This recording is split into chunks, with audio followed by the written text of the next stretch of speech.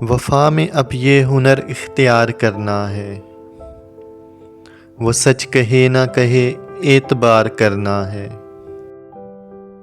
ये तुझको जागते रहने का शौक़ कब से हुआ, मुझे तो खैर तेरा इंतज़ार करना है।